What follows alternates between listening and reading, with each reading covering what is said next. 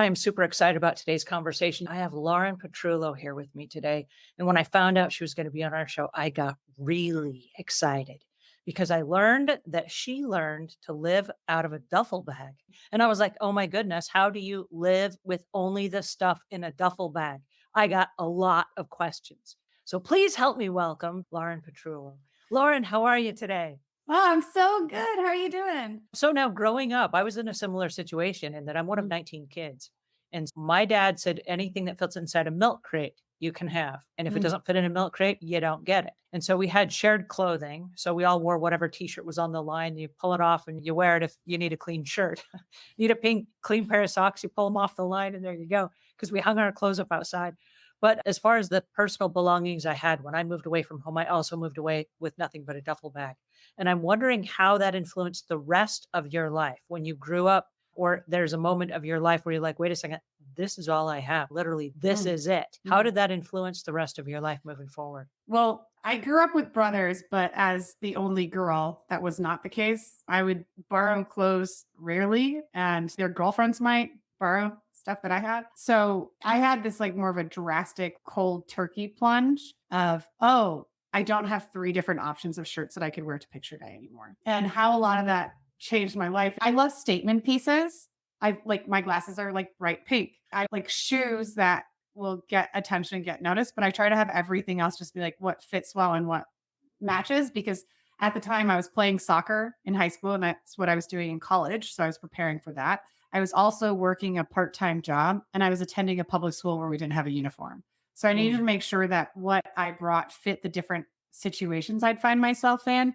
And now that is what I've definitely carried over because I dragon boat, I work, I travel a lot. I like the different things. I want a piece to fit in all different situations and match the personality and energy I'm bringing into that to environment. So that's like the easiest thing I carried over. It has to mix well and it has to always represent my brand, my vibe of energy. So, do you find that you travel with just one particular color of clothing or a Mm, particular style? Do you just carry a couple of accent pieces, or how do you make that work?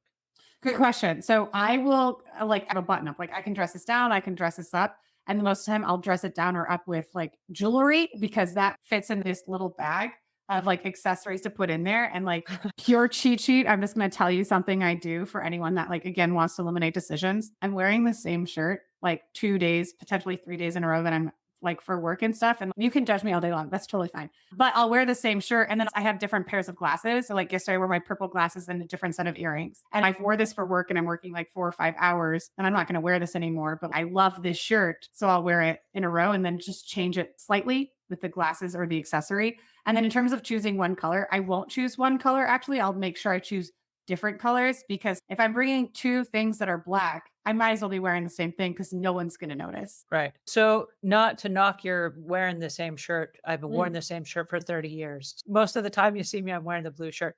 The catch for me, though, is, and my decision for this was very conscientious. When I'm doing house cleaning stuff or I'm in my clutter mode, I'm wearing my blue shirt. And if I'm wearing a red shirt or a purple mm, shirt or I'm dressed differently, then my neighbors, because I've always worked in my same neighborhood, my neighbors are like, oh, she's Angela now. She's not in business mode. I can go up and we can strike a conversation and whatever. But my making the decisions, how you said that you have a money to fund ratio, for me, it's if I'm in my blue shirt, I'm in business mode. And if I'm yeah. not, then we're not talking about business. We're having some other conversation, right?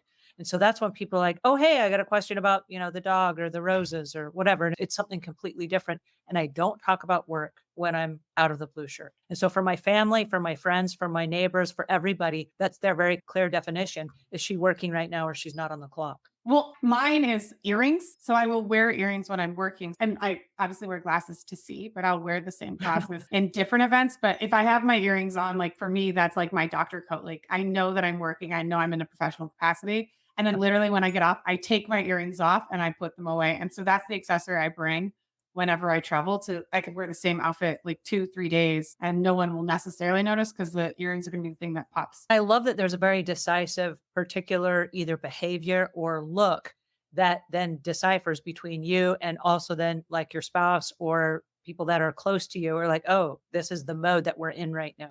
And I think it helps compartmentalize so that the boundaries are clear. And I actually learned this trick from a friend of mine who was blinded while serving in Afghanistan, and he has a service dog. And his service dog has two names. Like mine has a show name and has an at home name. No one knows his dog's at home name because the dog knows when he's called his name that's not his working name, he's in play mode.